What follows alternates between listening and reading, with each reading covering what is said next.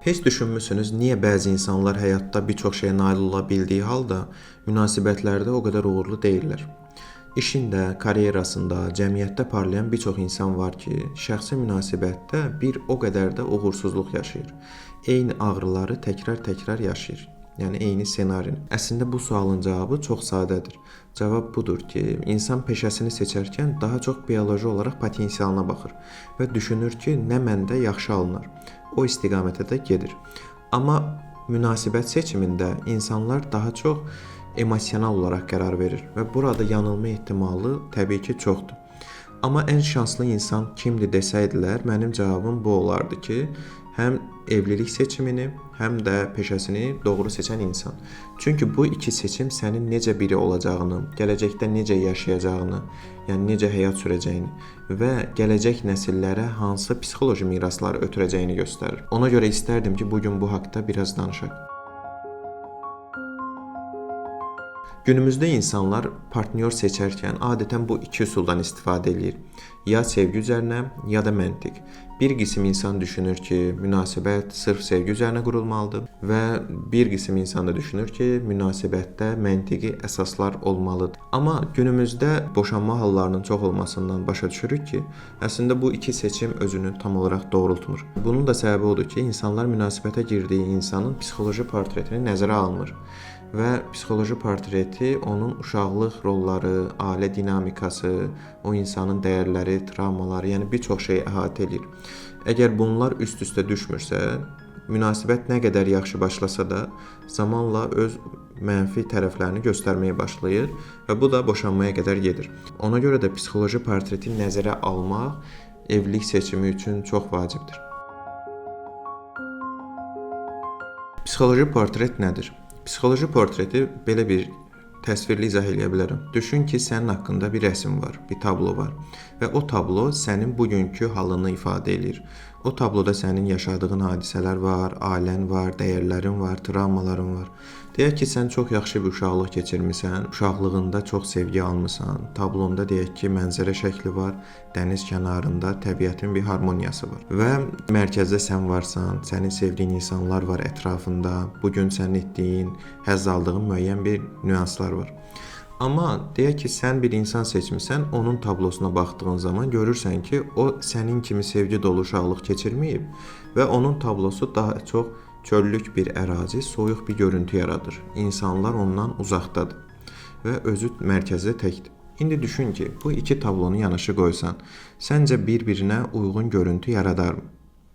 Gözlə baxdığın zaman təbii ki, yox. Düşün ki, insanlar bu cür fərqli mənzərələri bir araya gətirərək ailə qurmağa çalışırlar və sonradan düşünürlər, axı bizdə niyə alınmadı? Halbuki sənin təbiət mənzərəli bu tablonun yanına başqa bir təbiət mənzərəsi uyğun ola bilərdi və ya qarşı tərəfin soyuq bir görüntüsünün ətrafında yanında başqa bir onun formasında bir şəkil ola bilərdi. Deməli, burada problem uyğun olmayan tabloların, yəni uyğun olmayan portretlərin bir araya gəlməsi ilə bağlıdır.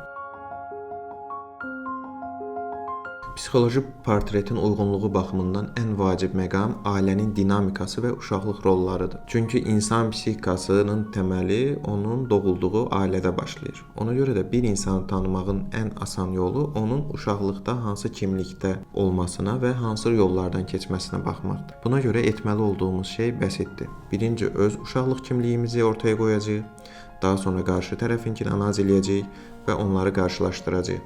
Ona görə bir kağız və qələm götürürük, bunu yazmadan edə bilmərik. Deməli, yazırıq ata, ana, bacı, qardaş.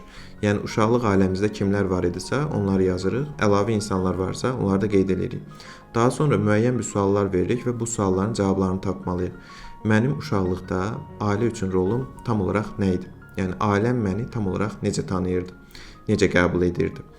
Daha sonra məni ailədən çıxarsaydıq, ailənin dinamikası hansı istiqamətdə dəyişərdi və burada təbii ki, müəyyən bir cavablar çıxmalıdır.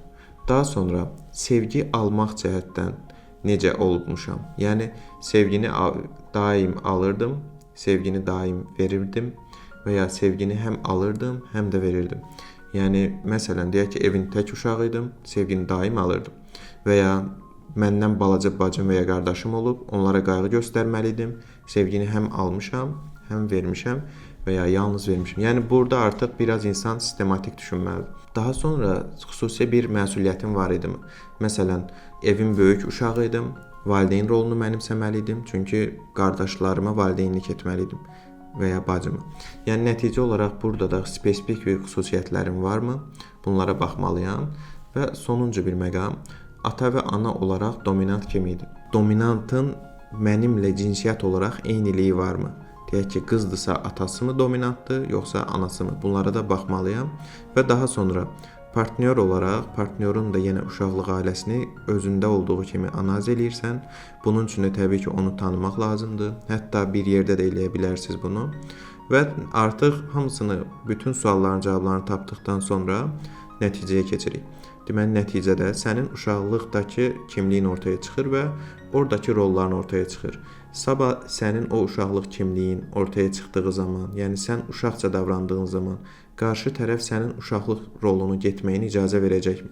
Yəni sizin uşaqlıqdakı kimlikləriniz bir-birini tamamlayırmı? Sevgi vermək və almaq cəhətdən bir-birinizi tamamlayırsınızmı? Deyək ki, İkiniz də sevgi verənsizmi, yoxsa həm sevgi verənsiz, həm sevgini alansız? Yəni mütləq ki, hər iki tərəf olmalıdır münasibətdə. Sonra ailə dəyərlərimiz uyğundurmu?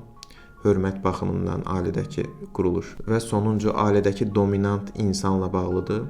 O dominantlar bir-birini tamamlayırmı? Çünki ailədə əslində bir dominant olmalıdır. Məsələn, qızdısa, anası dominantdırsa, evlənəcəyi adamda da yaxşı olar ki, anası dominant bir oğlan olmalıdır. Əgər oğlanın atası dominantdırsa, onlar arasında həmişə hakimiyyət uğrunda mübarizə olacaq və hər kəs öz bildiyini etməyə çalışacaq.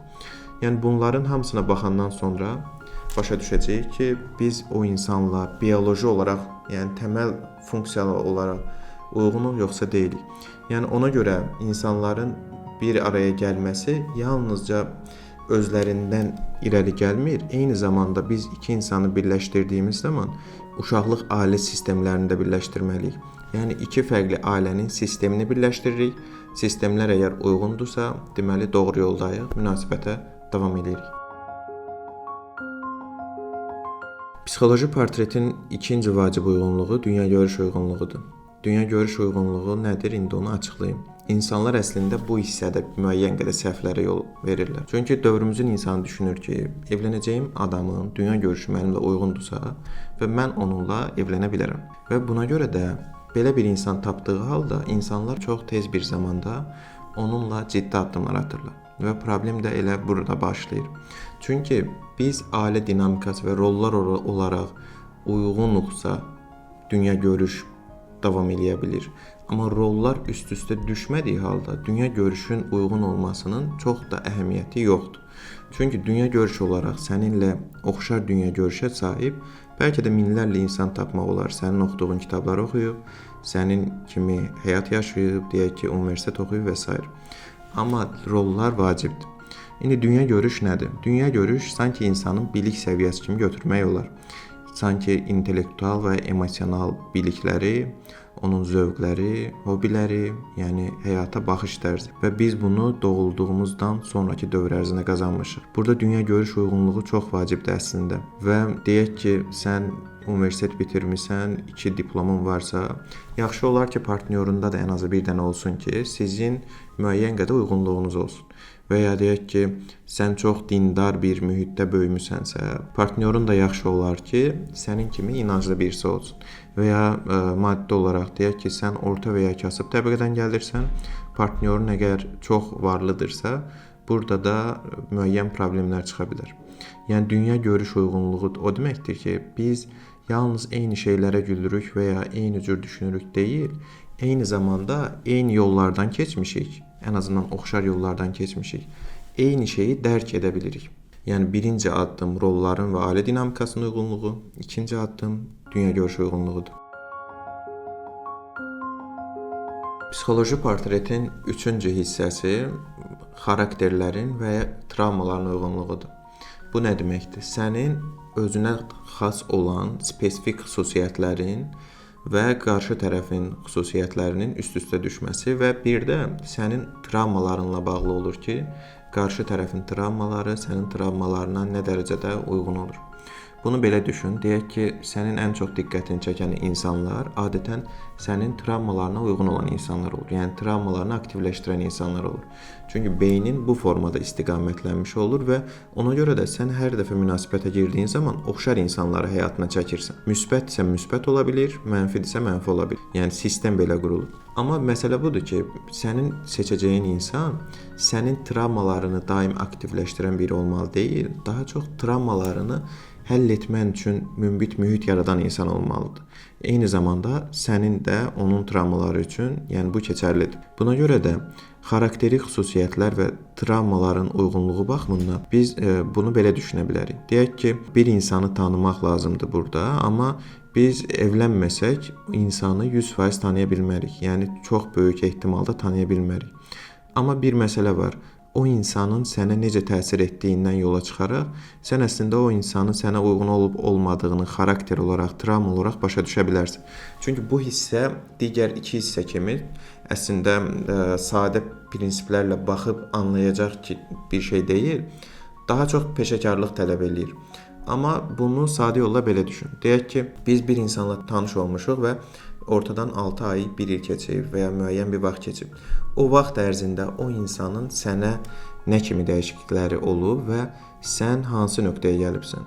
Çünki biz bir insana məruz qaldığımız zaman sanki bir maddəyə məruz qalmış kimi oluruq və o maddə bizi müəyyən qədər özündən asılı vəziyyətə salır. Amma bizdə də müəyyən şeyləri dəyişir, yaxşıya və ya pisə. Deyək ki, sən son 6 ay ərzində, 1 il ərzində münasibətə girdikdən sonra çox nevrotikləşibsən və ya çox aqressivləşibsən və ya itirmə qorxun aktivləşib və ya bağlılığın çoxalıb. Yəni buradan başa düşə bilərsən ki, o insan ümumiyyətlə mənə necə təsir edir. Yəni sırf spesifik travmaları görməyə bilərsən. Amma onun sənə necə təsir etməsindən yola çıxaraq başa düşə bilərsən ki, bu insan bioloji olaraq mənə necə təsirlədi və bu da əslində çox böyük bir işarədir. Yəni nəticə olaraq uğurlu bir münasibət üçün əlimizdə olan xüsusi bir sehirli cümlələr və ya strategiya yoxdur. Yəni əslində dediklərimiz sırf bioloji olaraq özümüzdə və ya qarşı tərəfdə olan nüanslar idi. Təbii ki, bunlardan istifadə edə bilərsiniz. Amma sözsüz ki, əgər bu hissələrdə ümumiyyətlə münasibətlərlə bağlı problemləriniz varsa, orada peşəkar dəstək almaq sizin üçün çox faydalı ola bilər.